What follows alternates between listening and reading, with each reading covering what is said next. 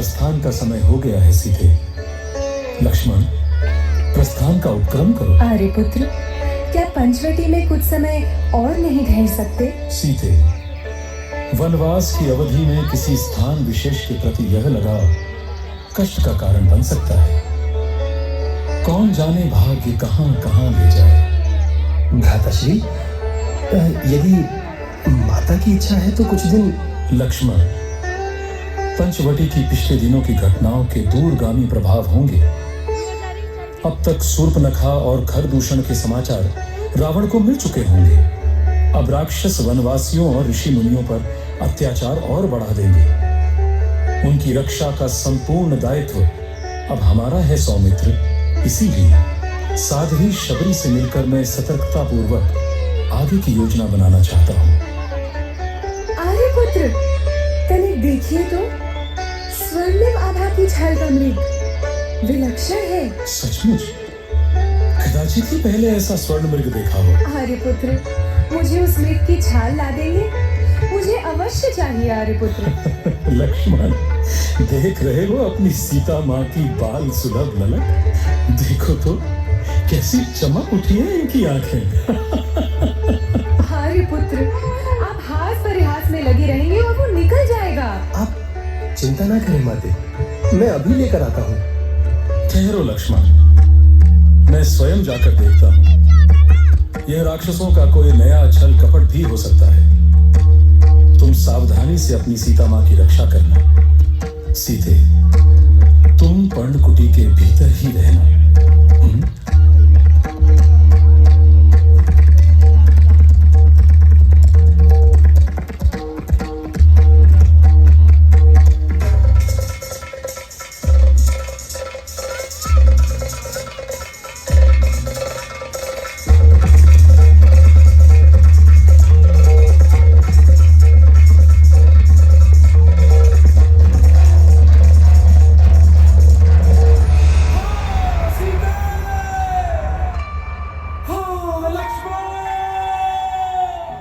लक्ष्मण, ये आर्तनाद कैसा? अवश्य ही तुम्हारे भ्राता किसी संकट में है। लक्ष्मण, तुम तुरंत जाकर देखो। नहीं माता, ये आर्तनाद भ्राताश्री का हो ही नहीं सकता। ये अवश्य ही कोई राक्षसी माया है। यदि राक्षसी माया भी है तो भी तुम्हें उनकी सहायता के लिए अवश्य जाना चाहिए। जाओ तुम। माता, मुझे भ्राताश्री आपकी सुरक्षा का दायित्व सौंप कर गए हैं। मैं उनकी आज्ञा का उल्लंघन कदापि नहीं कर सकता। आप धैर्य रखें। ठीक है लक्ष्मण, तुम धैर्य पूर्वक अपने दायित्व का पालन करो। मैं स्वयं जाती हूँ। नहीं दे सकता। भ्राताश्री ने आपको भी पर्णकुटी के भीतर रहने का आदेश दिया है। आप भीतर जाएं। लक्ष्मण, तुम्हारे स्नेह और श्रद्धा पर मुझे संदेह हो रहा है। कहीं तुम यही तो नहीं चाहते कि तुम्हारे भ्राता राक्षसों के हाथों। माता, ऐसा विचार मात्र भी आपके मन में आने से पूर्व मुझे मृत्यु आ जानी चाहिए थी। ठीक है माते, मैं जाता हूं, परंतु आपसे प्रार्थना है कि आप किसी भी परिस्थिति में इस रेखा से बाहर कदापि ना निकले।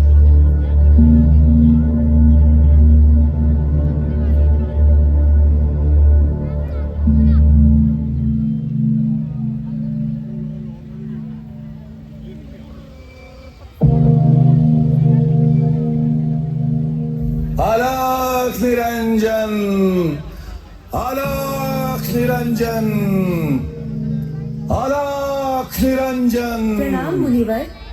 मेरे पति और देवर आखेट पर गए हैं। उनके आने तक आप यहाँ विश्राम करें। नहीं भद्रे, नहीं, विश्राम का अवकाश नहीं है। संभव हो तो भिक्षा दें, अन्यथा आज्ञा दें। आपका कल्याण हो। नहीं नहीं मुनिवर, आप ठहरें। साधु महात्मा बिना भिक्षा लिए मेरे द्वार से कैसे जा सकते हैं? मैं अभी भिक्षा लेकर आती हूँ। लीजिए अतिथेय, भिक्षा ग्रहण कीजिए। भद्रे, भिक्षा दे रही हो या मृत्युदंड? मर्यादा की इस रेखा को लांघते ही मैं भस्म हो जाऊंगा। ये तुम भली भांति जानती हो। एक साधु के साथ इतना बड़ा प्रपंच, ऐसा आपराधिक आचरण। क्षमा करें महात्मन, मुझे इस रेखा का ध्यान नहीं रहा। मैं बाहर आकर आपको भिक्षा देती हूँ।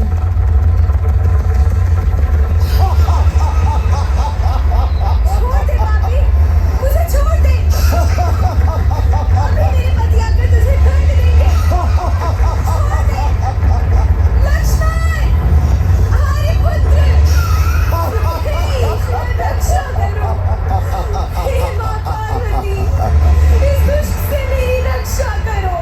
सीते, छोड़ दे मुझे। हे लक्ष्मण, हे आर्यपुत्र,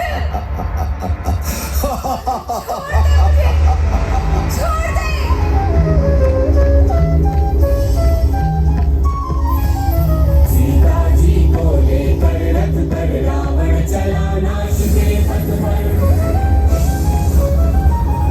देखा विघ्नराज ने रथ को रोक लिया रावण के पथ को।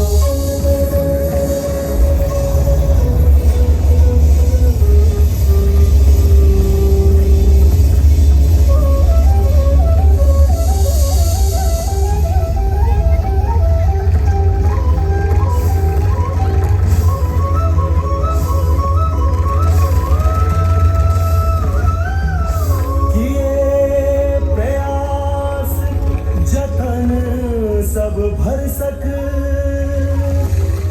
युद्ध किया कर पाए जब तक। इतना दुखी है कि मरने चला आया। स्वामी तनिक ठहरिए। इतने वर्षों बाद सुग्रीव आज इतना साहसी कैसे हो गया? अवश्य ही कोई भेद है। किसी शक्तिशाली व्यक्ति की सहायता के बिना वो ऐसा दुस्साहस कदापि नहीं कर सकता। तो भी क्या, मैं वो बाली हूँ जिसने रावण को 6 माह तक अपनी काख में दबा कर रखा और संधि करने के लिए विवश कर दिया। मैं इस मूढ़ बुद्धि का अंत आज निश्चित करूंगा।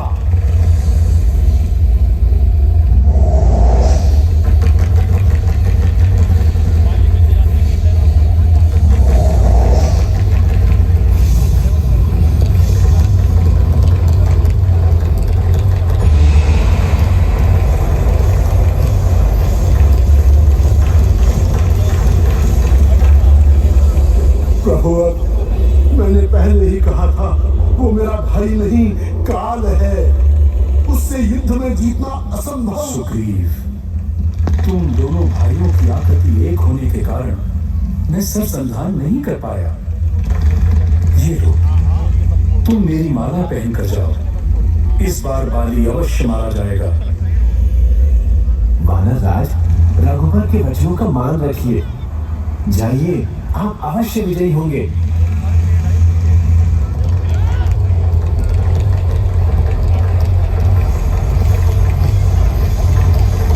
अरे ओ दुराचारी, बाहर आ।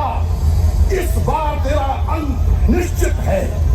इस निर्बुद्धि वानर का काल इसे दोबारा यहाँ ले आया है।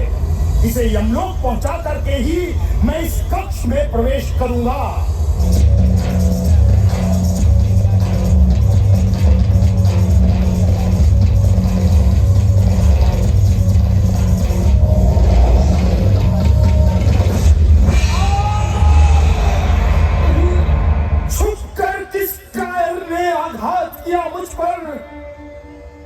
तुम रघुकुल नंदन श्री राम के बाण से आहत हुए हो वानरराज।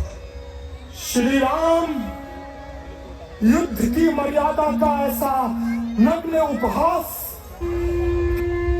पुत्र अंगद और उसकी मां तारा को मेरे कारण दंडित मत करता।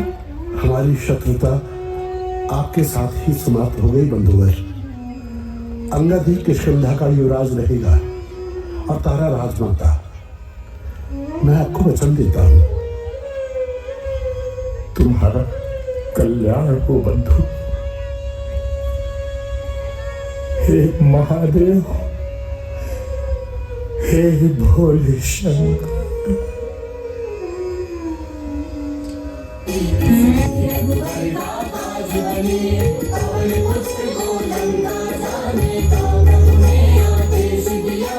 देना यह मुद्रिका उन्हें तुम, वहां तुम्हें यदि मिले सिया, कहना उनके राम स्वयं ही उनको लेने आएंगे।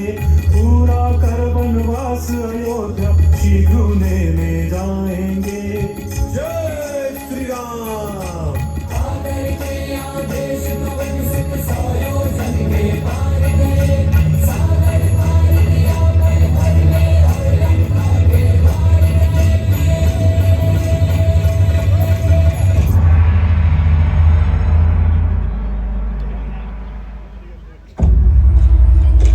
सावधान सावधान, स्वनाम धन्य महापराक्रमी अतुल बलशाली लंकापति रक्षराज रावण पधार रहे हैं।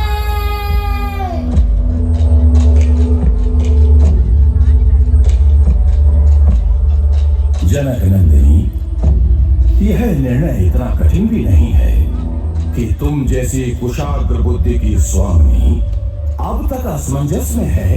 रक्षराज, आप भली भांति जानते हैं कि मैं स्वप्न में भी किसी पर पुरुष की कामना तो क्या विचार भी नहीं कर सकती। आर्यपुत्र श्री राम के अतिरिक्त मेरे जीवन में किसी भी पुरुष के लिए कोई स्थान नहीं है, ना इस जीवन में ना अगले जन्म जन्मांतरों में। श्री राम ही मेरे अस्तित्व का आधार भी है और अभीष्ट भी। मैं जानता था कि जब तक मैं तुम्हें राम की मृत्यु का प्रमाण नहीं दूंगा तुम मुझे स्वीकार ना कर सकोगी। इसलिए ना चाहते हुए भी तुम्हें इस प्रमाण को देखने का कष्ट देना पड़ रहा है। प्रतिहारी, लो स्वयं देख लो। रक्षराज, यदि मैं आपके कपटी स्वभाव से परिचित न भी होती तो भी इस छल को क्षण भर में समझ लेती। मैं आपको चेतावनी देती हूँ, यदि ये छल कपट समाप्त नहीं किया तो मैं आत्मघात कर लूंगी।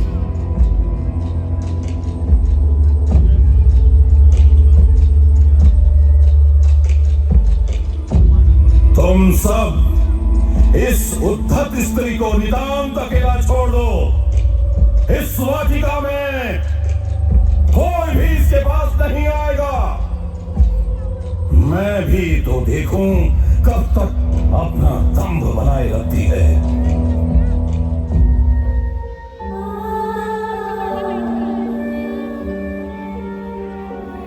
मैं एक बहुत ही प्रसन्नता भरा समाचार लाई हूँ पुत्री। तुम्हारे दुख के दिन अब शीघ्र समाप्त होने वाले हैं। अभी अभी समाचार मिला है कि एक वानर दुर्ग के मुख्य द्वार की रक्षिका लंकिनी का वध करके लंकापुरी में घुस आया है। तो इसमें प्रसन्नता की क्या बात है? ब्रह्मा जी ने लंकिनी को बताया था कि जिस दिन कोई वानर उसका वध कर देगा उसी दिन से लंका का विनाश आरंभ हो जाएगा। यदि ऐसा है तो ये वास्तव में शुभ समाचार है। संभव है कि आर्यपुत्र का भी कोई समाचार मिले। तुम जाकर ज्ञात करो नटलीजटा, मैं आजन्म तुम्हारी आभारी रहूंगी। आभार कैसा पुत्री, मैं अभी जाती हूँ। हे करुणामय, ये दुख अब असह्य हो चला है। मुझ पर दया करो माँ पार्वती, मुझे इस यातना से मुक्ति दिलाओ, मेरा उद्धार करो।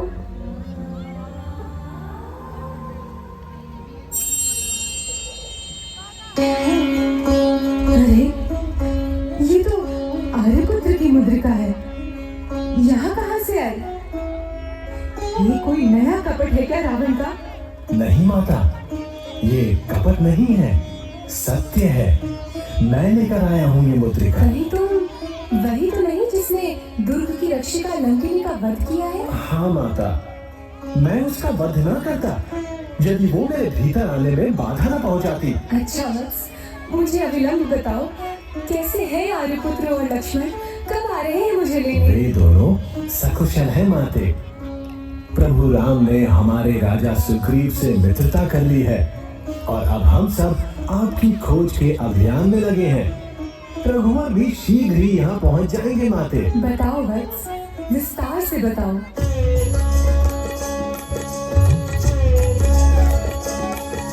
समाचार सब बतला कर संकोच से बोले हनुमान। सुनिए माता, भूख से सूख रहे हैं प्राण। आज्ञा दे तो फल खाकर मैं अपनी भूख मिटा लूं। सोने की इस लंका पर भी एक दृष्टि मैं डालूं।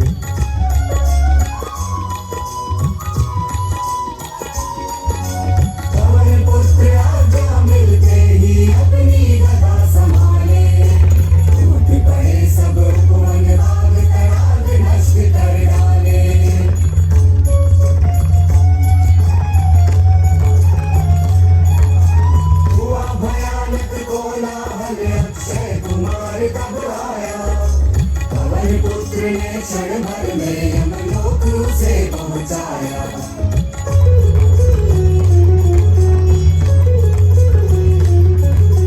मेघनाद ये समाचार सुन भरा क्रोध में आया। जगत पवन सुत ब्रह्म काशी में सभा बीच ले आया।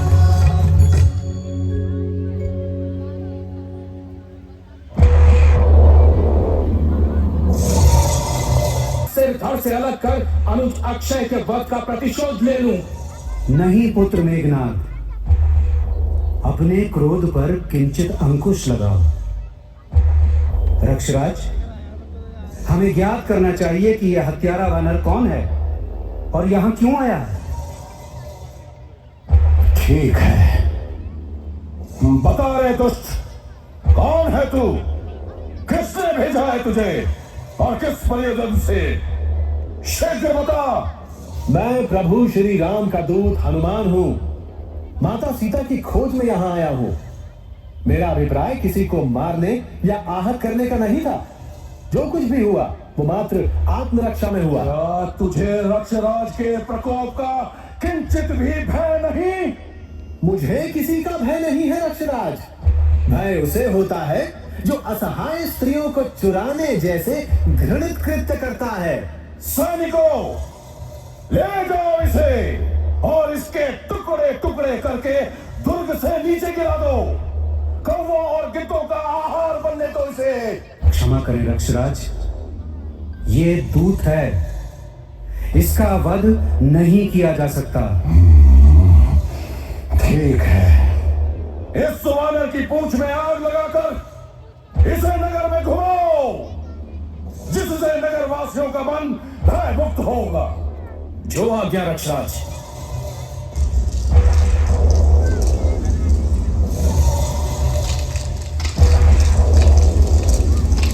जय श्री राम।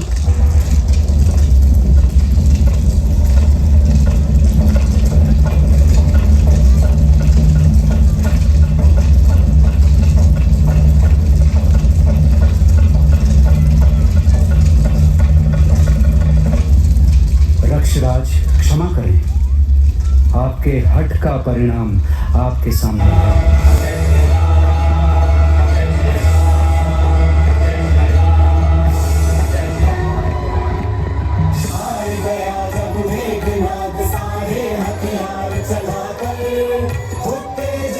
शक्तिमान उसने छोड़ा लक्ष्मण पर।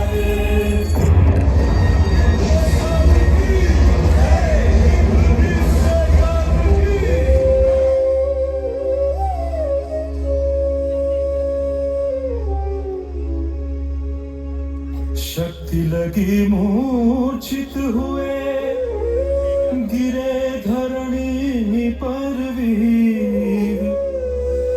बंधु बिना संग्राम में अब कौन बधावे धीर।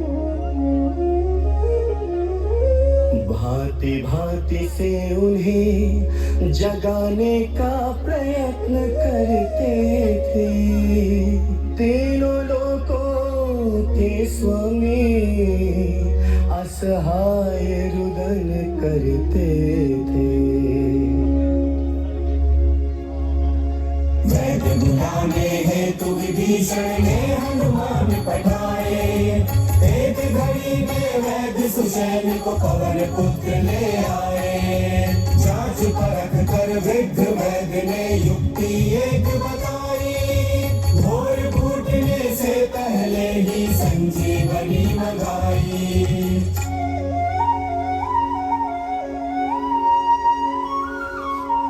संजीवनी खोजने पहुंचे हिम पर्वत पर कपिवर। इधर प्रतीक्षा में चिंता से घिरे हुए थे रघुवर।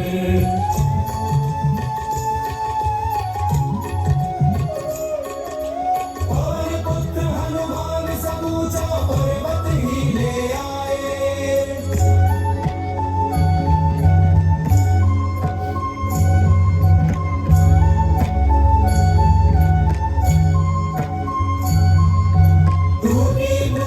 लक्ष्मण की रघुनाथ देख हर्षाए।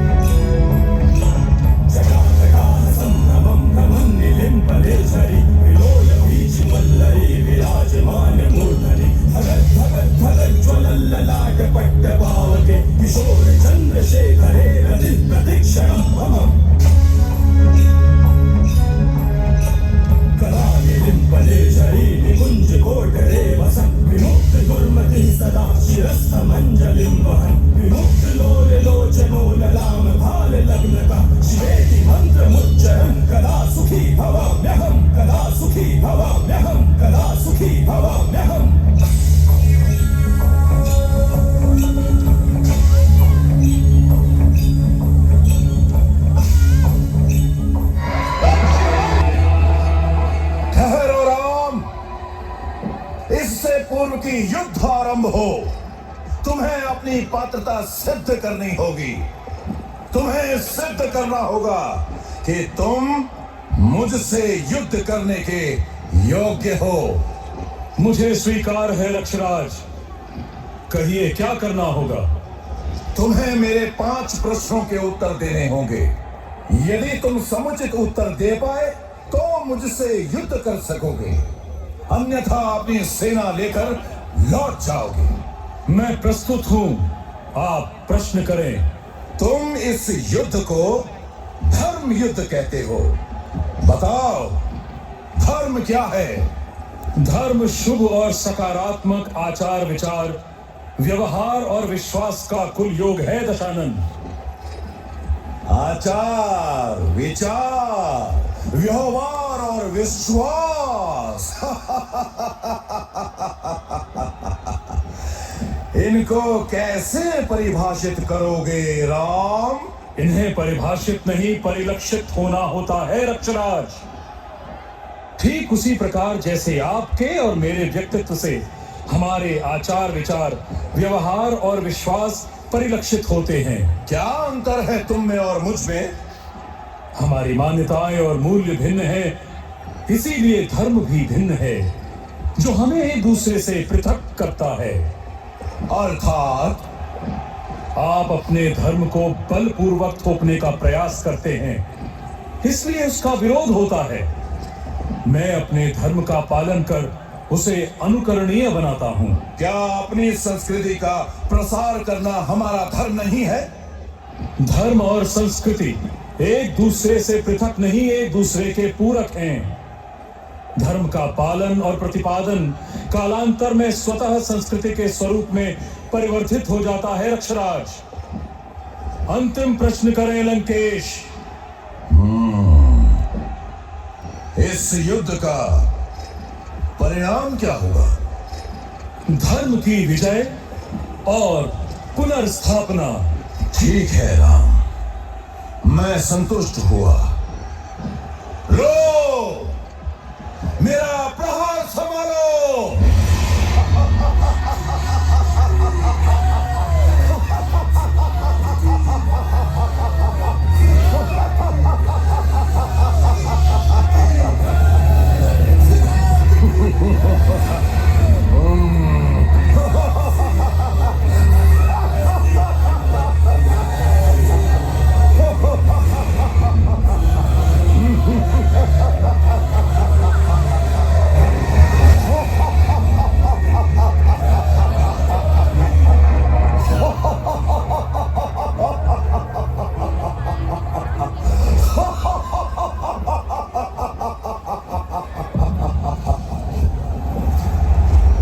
हे रघुनाथ, रावण को पराजित करने के लिए उसकी नाभि में प्रहार करना होगा। जहां उसके प्राणों का मूल है, तभी उसका संहार संभव है। ठीक है मित्र, मैं आपके परामर्श के अनुसार प्रहार करता हूं।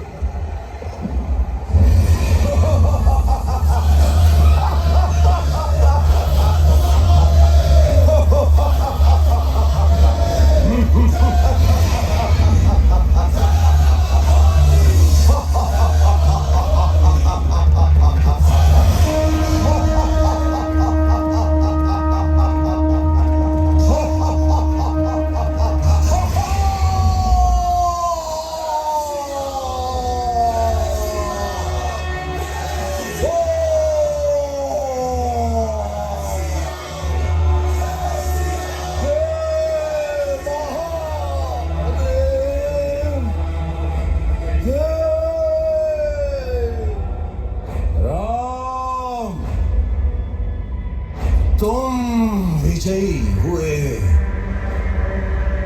मैं पराजय स्वीकार करता हूं। परंतु सीते, गहन विचार और आत्ममंथन के पश्चात मैंने यह निर्णय लिया है कि इससे पूर्व कि मैं तुम्हें पुनः अपनी अर्धांगिनी के रूप में स्वीकार करूं, तुम्हें अपनी पवित्रता की परीक्षा देनी होगी। तुम्हें अग्नि परीक्षा देनी होगी जानकी। अग्नि परीक्षा भ्राताश्री? परंतु क्यों? किस लिए? क्या आपको माता सीता की पवित्रता पर संदेह है? लक्ष्मण, तुम ऐसा सोच भी कैसे सकते हो? ये मत भूलो कि मैं आर्यपुत्र की अर्धांगिनी हूँ और उनके इस निर्णय का आधा दायित्व मेरा भी है। परंतु माते।